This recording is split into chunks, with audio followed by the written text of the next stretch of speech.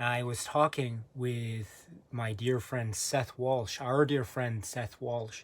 I had the great honor of talking with him and last month, and we put together, or I was able to put together our discussion and upload it on this channel. He was very gracious, and he shared with me and shared with all of us his choices for, say, his recommendations for gangster films and police films, in keeping with a 31 Days project that I was very fortunate to have been able to have done several weeks back. So, and he and I were talking offline as well, and he asked me, I was talking about movie scores and soundtracks, and what kinds of movie scores and soundtracks I really like to listen to.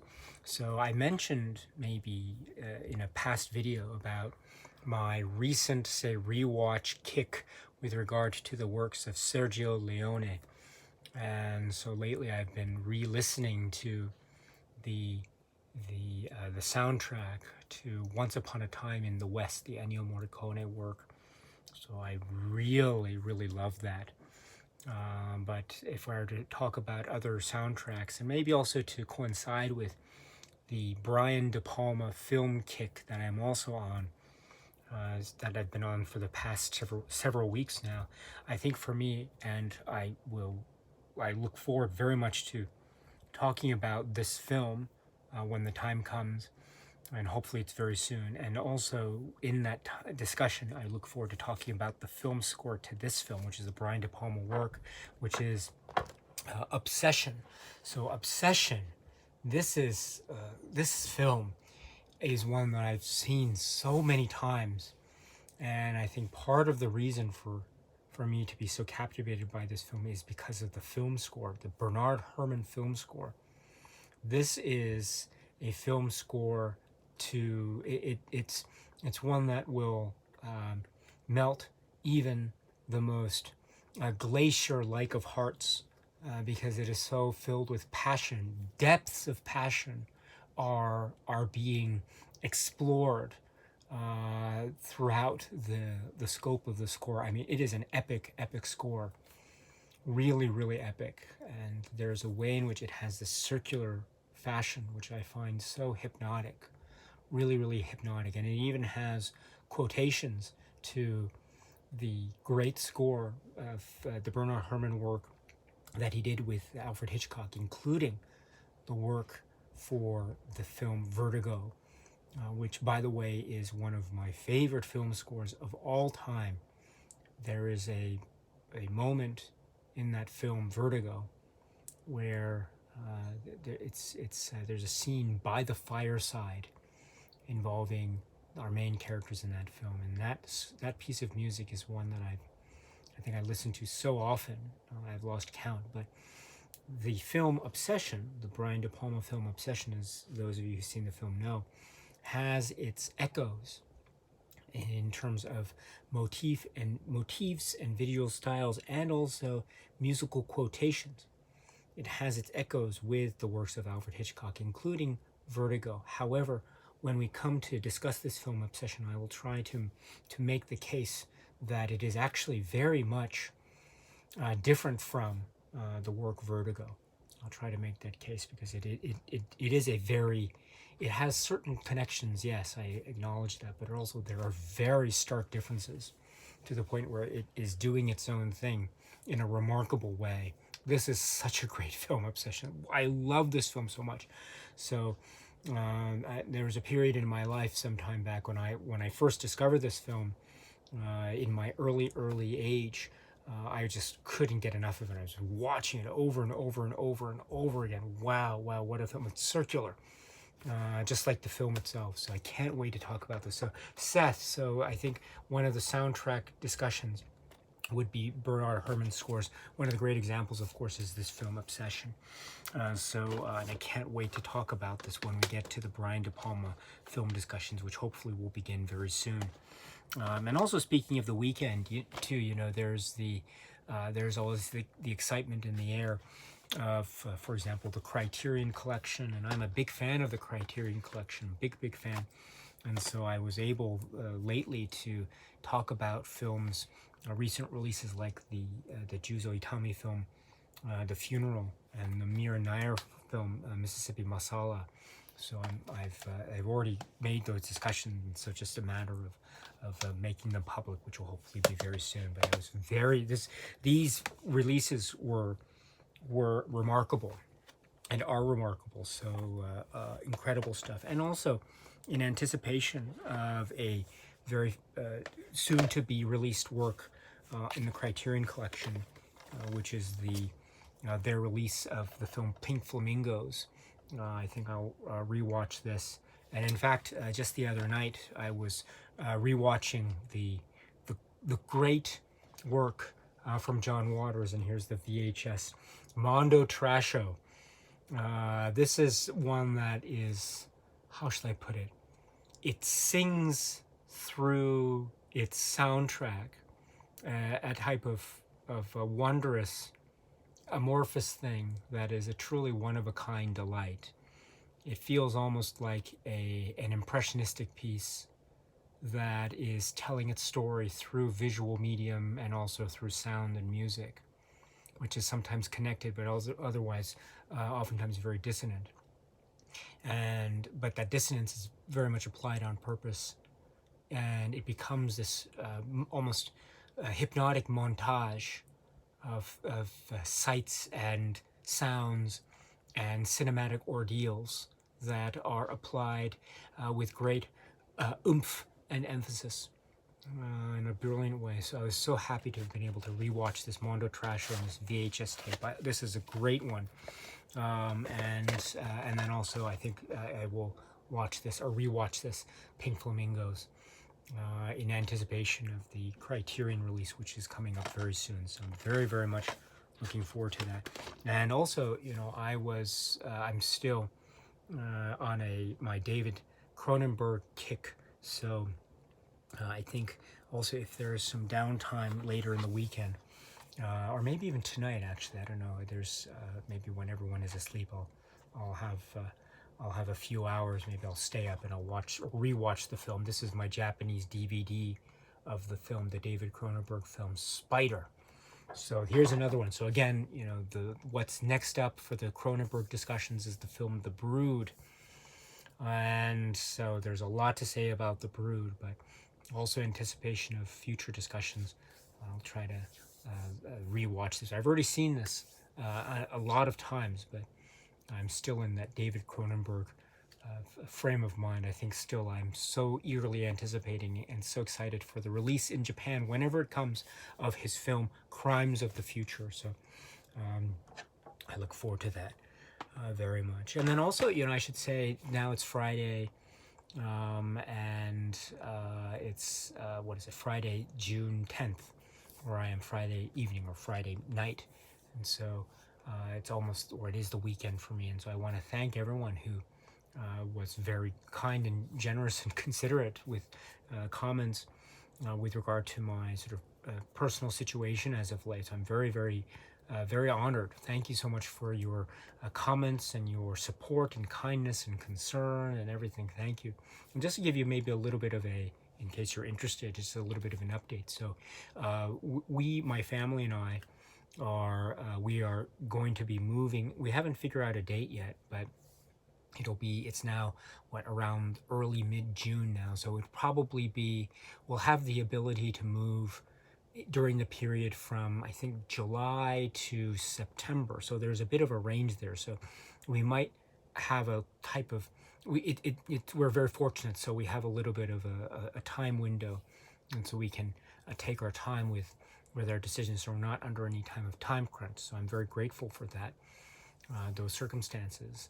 And also, I'm also very, very grateful because the place that we'll be moving to, we were fortunate to decided rather recently.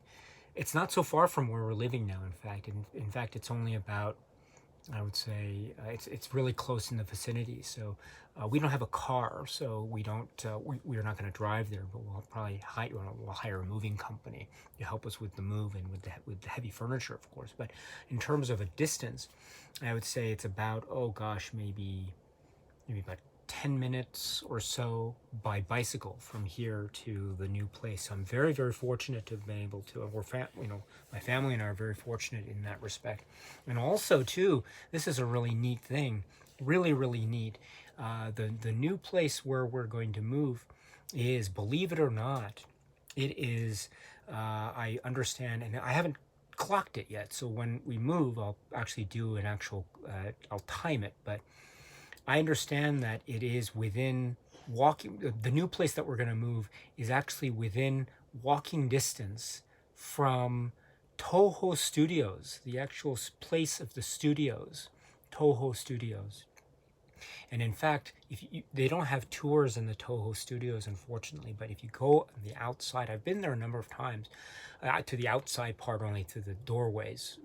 And the outside part of the studio, where people can walk past, there's this huge statue. There's a huge statue of Gojira, right there. And there's these big tableaus on the walls outside with these giant sort of photo-like paintings of shots from Kurosawa Akira's work, Seven Samurai, Shijin no Samurai, with the seven samurai standing on the hillside, looking down towards the village that is the primary location of that remarkable epic masterpiece film, 1954, right? And so, but in any event, so Toho Studios is within walking distance from our new place.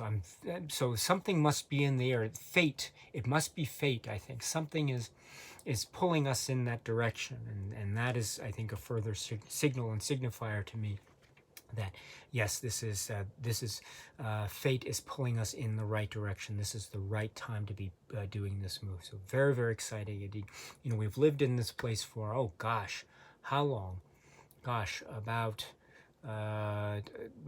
almost, I want to say almost 10 years, or 10 years in fact. So we've been in the same place for a long time. But as I mentioned before, due to certain circumstances, also the family is getting bigger, or bigger in the sense that my children are growing up, and so maybe they need their own space and everything. So we need to provide that, and as well as hopefully, yes, having a little bit of space set aside for me and the DVDs and Blu-rays and Laserdiscs. But that is a story for another day, and we'll see how everything can hopefully fit in a particular corner of the house. But we'll see what happens with that as well. But I mean, most important of all, yes, it's hopefully going to be a very warm and exciting chapter. Looking forward to it very much. And indeed, yes, it seems to be as stress-free as well. I mean, moves I think are I think naturally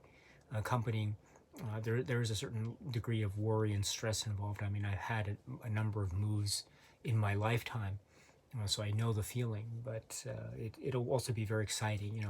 How do we arrange the furniture? Or, where do we put the bed for the dog? That's so that sort of thing. So. And then there's a little kind of yard there, not so big, but just a very tiny one, but still it's enough to have maybe a nice picnic or something, I don't know, and the like. So looking forward to it. And then of course Toho Studios. So whenever maybe I'm feeling down and I need to see a giant Godzilla statue, then I can maybe walk out of the front door and take a stroll down to visit Toho Studios. So that might be something worthwhile. So I seem to get the sense that maybe fate is nudging me and my family in a certain direction, saying go for it. So thank you very much. Thank you so much for putting up with my own sort of comments and about my situation. So thank you so much. I really am so honored. And also, yes, I put up a video a few days ago, just explaining just some personal details, and people were so kind and forthcoming with comments and words of encouragement and very friendly comments. And there were some people too who, to my surprise and delight, left some some, what is it, monetary donations as well through YouTube. Didn't realize this until very recently. In fact, in the video portion, there is something on the bottom there, on the bottom of the screen, which is called super thanks. Super thanks. I think it's like super chats for live streams on YouTube. This idea of a viewer being able to make sort of monetary donations through the channel to any YouTube creator of their liking, through in the case of live streams, super chats, or in the case of videos, again, which I didn't know until very recently, through this thing called super thanks. And so I received a couple super thanks with comments from some viewers, and so thank you so much. I really wasn't expecting that, and I'm not at all deserving of that kind of very generous and very kind attention that you would be so willing to provide to me. I'm in no way deserving of it. So in my own undeserving position that I find myself in, I am all the same very, very grateful. So thank you so much for that very kind consideration. Again, it was something that you did not have to do, but you did. So thank you so much. I'm really quite thrilled and honored by that. So thank you again. I don't feel at all that I'm at all deserving of that kind of generous attention. So I really want to thank you so much for thinking of me in that way, and indeed also for many other people who have left behind comments, who have joined, who have stopped by this channel. And I know also there have been a number of people who have been saying comments. So this is my first time visiting the channel. This is my first time seeing this video. It's nice to meet you. So I'm meeting also so many people. I'm so grateful for that opportunity. So thank you for people who have visited for the first time recently. It's very nice to meet you. So thank you so much. My name is Daisuke, and I know people sometimes say, and very politely in the comments, they refer to me as, maybe sometimes not, some people say Mr. Beppu or Mr. So no, you can no, you don't have to call me Mr. Beppu. You can call me Daisuke. You can I'm on a first name basis with all of you, my friends. So you can call me Daisuke. My dear friends, it's really great to meet you. So thank you so much. Thank you. And so I'm very honored by that. So I think, yeah, that's a situation here on a kind of quiet Friday night here in Tokyo, Japan. And so thank you very much for that. And oh yes, also I was very thrilled too, because I received I have what's the phrase?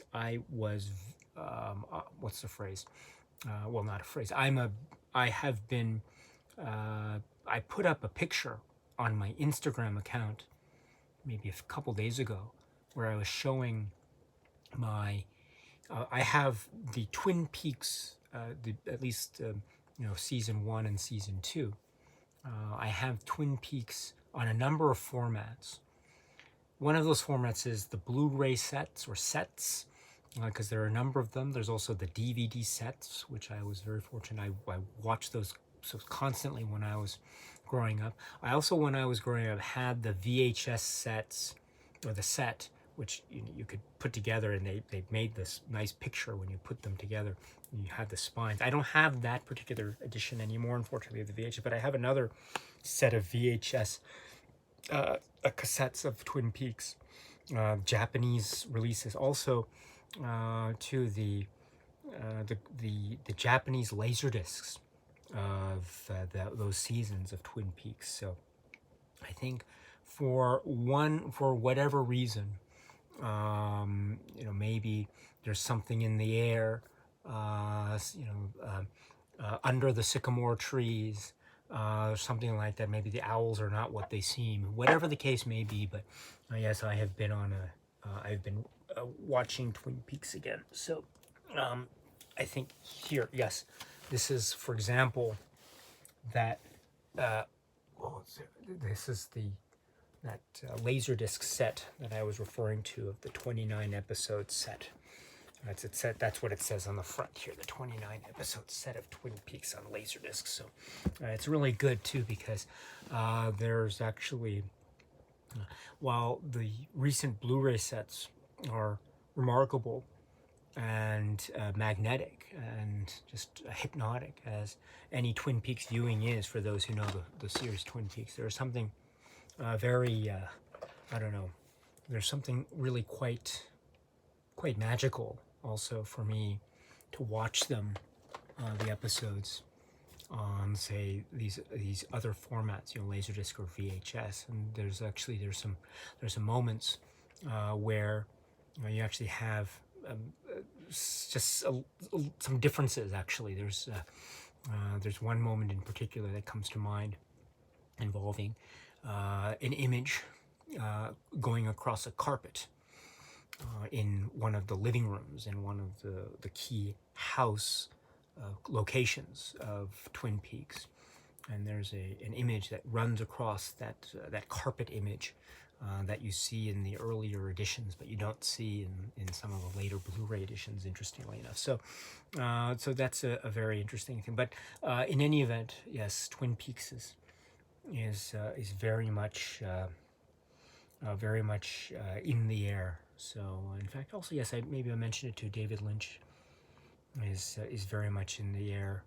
I was also I couldn't sleep very well one night this week, and so I think I was trying to maybe pass the time, or not pass the time. Whenever I have trouble sleeping, I go into the other room so as not to disturb my family who is sleeping at the time, and just maybe put on a film, not to lull myself to sleep per se, but just to say, if I always think, well, if I can't sleep, then I might as well watch a movie. So I put on, during one of these occasions, I rewatched Wild at Heart.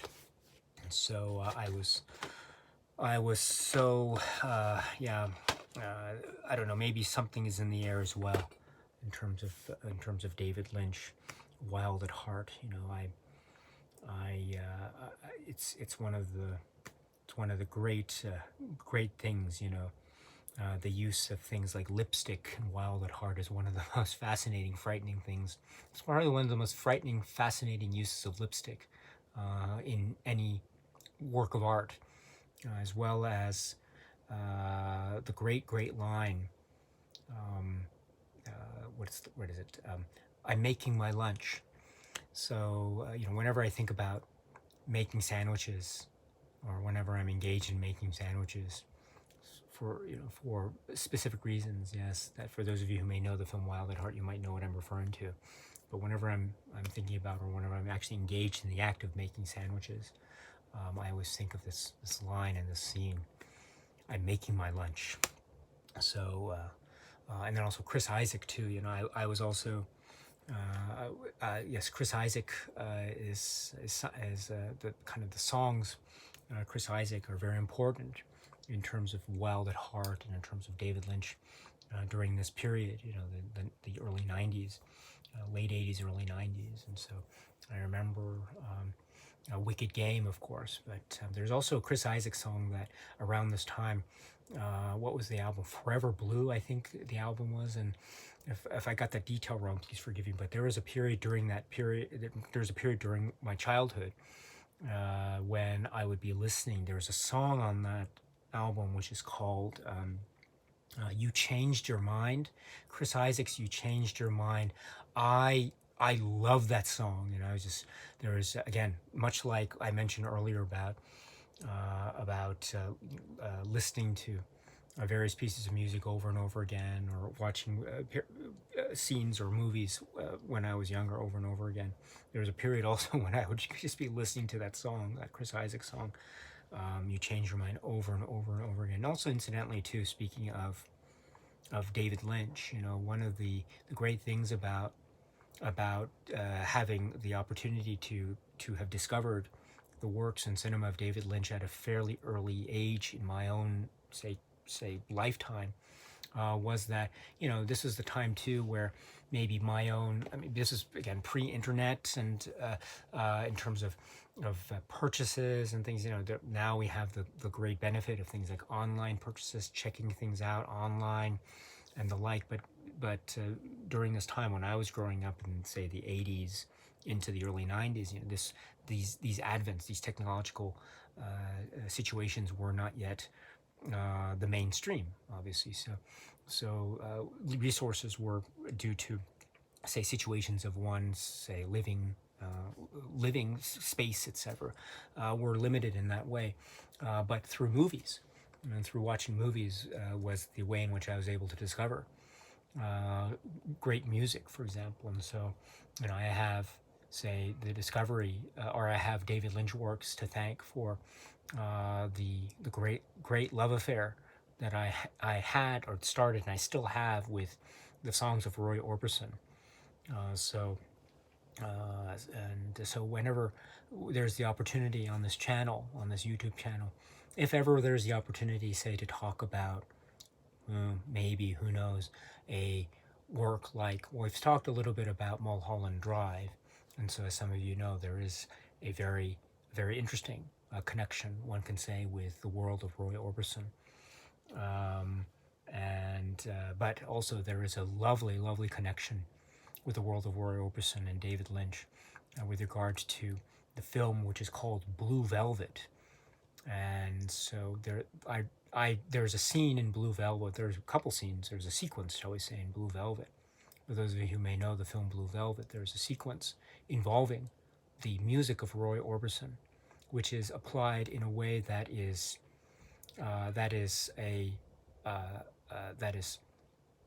just one of the most iconic combinations of sight and sound that I've ever witnessed in my time growing up.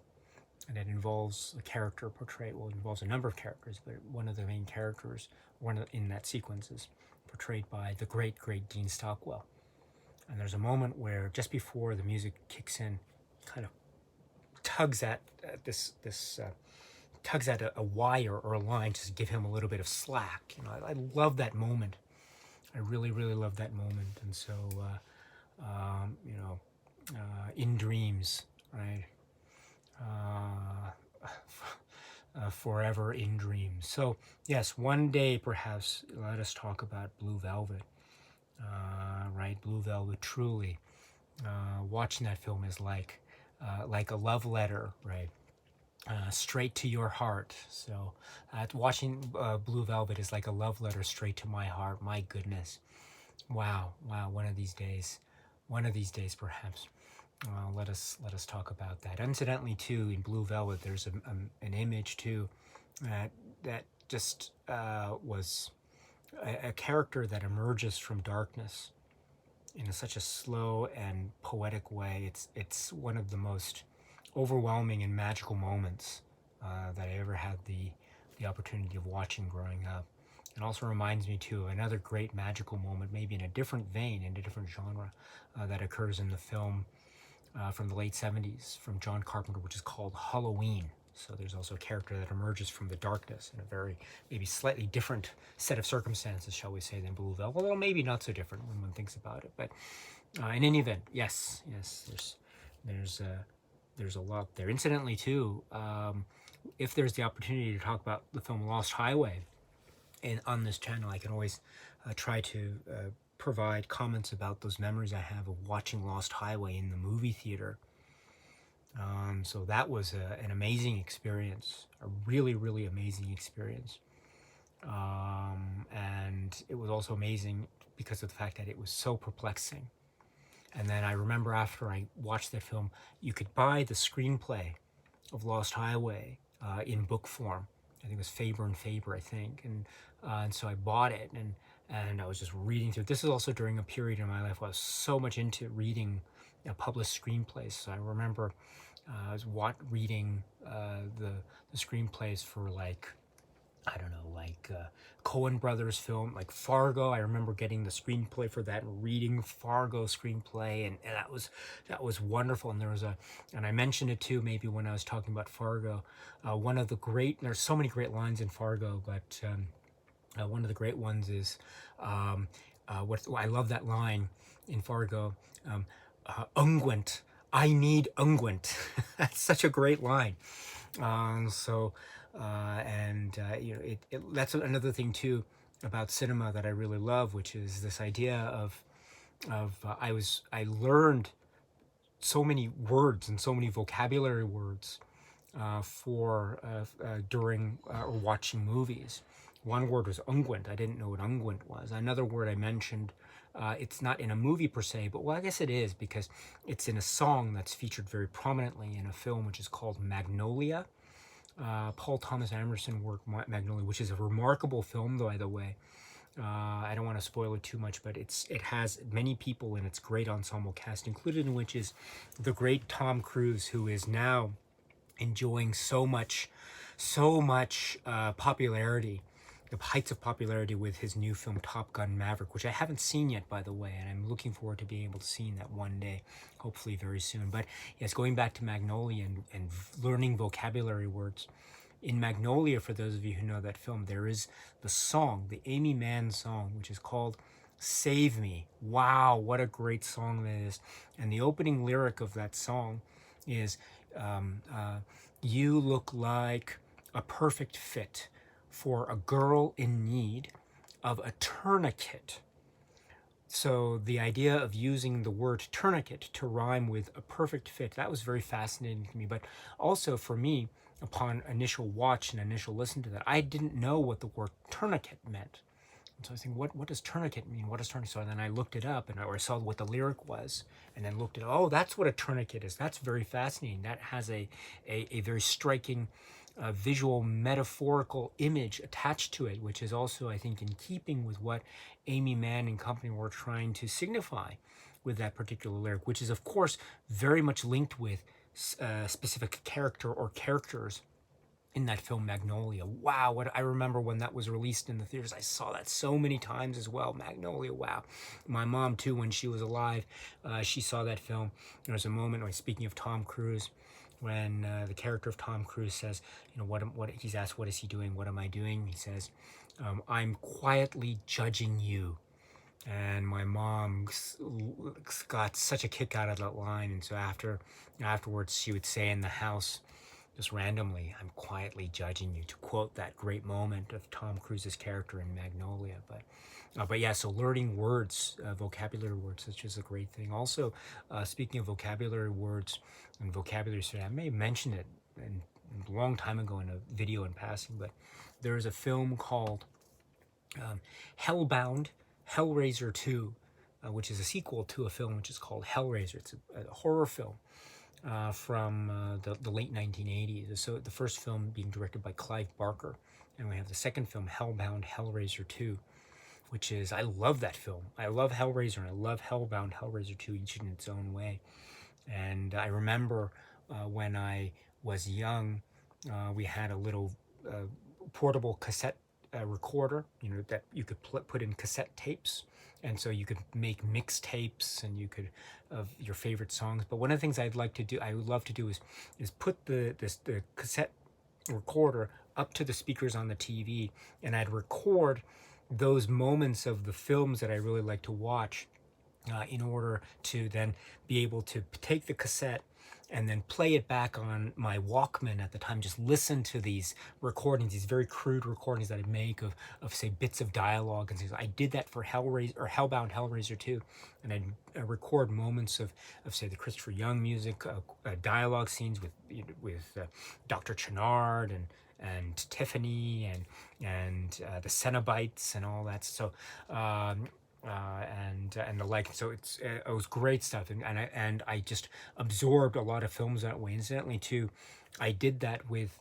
I recorded on a cassette tape, say the theme music for Reanimator, and then Bride of Reanimator. And I remember, I wish I had that cassette tape. I don't have any more, unfortunately, but that cassette tape, when I was recording it, my dog at the time, who was a Cane Terrier, was named Maggie. Maggie would be barking in the background as I'd be trying to play on the TV speakers the opening titles to Bride of Reanimator. And so whenever I played that back on that cassette tape for Bride of Reanimator, there's a moment when it goes into this slow, almost a smooth moment in the middle of that theme, Bride of Reanimator. I'd hear my dog Maggie barking in the background. Maybe Maggie had seen a squirrel outside in the yard, who knows. But in any event, I made a recording going back to Hellbound Hellraiser 2 of moments of the film, and I just play them back. Maybe I play my Walkman as I was trying to go to sleep at night, or just walking around, or what. It's just absorbing lines of dialogue that way. And then one of the moments in Hellbound Hellraiser 2 that is still stuck in my mind because of this method of listening to these crudely made mixtapes of dialogue portions of films way back in the day. One of the things that sticks so much in my mind now is a moment between, again, I don't want to go into too much detail for those who haven't seen Hellbound Hellraiser 2, but there's a moment where a very key character is talking to another key character. And this key character, it's a huge rush of music. Again, Christopher Young's majestic score, and it's just flowing, and the wind and the smoke and the Leviathan and all this stuff going on. And this main character, one of the main characters, says to another character who's named Tiffany. This main character says, "Surgery is open, Tiffany. What was today's agenda? Ah, yes, evisceration. Ah, ha, ha, ha, ha." And he used the word evisceration. Now, when I was a kid growing up, I didn't know automatically what this word evisceration meant. But it was a nice occasion for me to then say, oh, what does this word evisceration mean? So I went to the dictionary to find out evisceration, and I looked up the dictionary meaning. And I said, oh, I saw the meaning. Oh, evisceration. Oh, I saw the definition. Oh, that's what evisceration means. Oh, that's interesting. So, that makes sense given the nature of that character at that given moment, talking to this other character who's named Tiffany. Yes. What a great film that was. Yes, again, thanks to those mixtapes, I was able to memorize parts of the dialogue. I wonder if I can still recall some of them right now. Gosh, what was it? Ah, Kirsty, we thought we'd lost you. How can it send us back, child? We are already here, and so are you. So that's another part, I think, of yes. Oh, gosh. Maybe I'll go watch Hellbound Hellraiser 2 right now. Maybe in the spirit of this discussion of Hellbound Hellraiser 2. Maybe I will do that. But anyway, I'm so sorry. I'm very sorry for this very, again, blah blah blah talking marathon. I apologize. I hope you can forgive me. If not, then thank you very much for any event. Thank you very much for putting up with me as always. Really thank you. And for those who are still here and who are new, or I have met for the first time, or maybe I haven't yet to meet directly in the comments, whatever the case may be, thank you very much. And it's always nice to meet new people. And then also for those who have been around for a number of, say, months or years, or maybe even longer, since the early days of this channel, it's always nice to be able to continue to talk with you and converse with you and to learn from you, my dear teachers, my dear friends. We are all, of course, in the same boat when it comes to this marvelous, wonderful thing that we all love, which is cinema. So, anyway, yes, peace, cheers, and good night.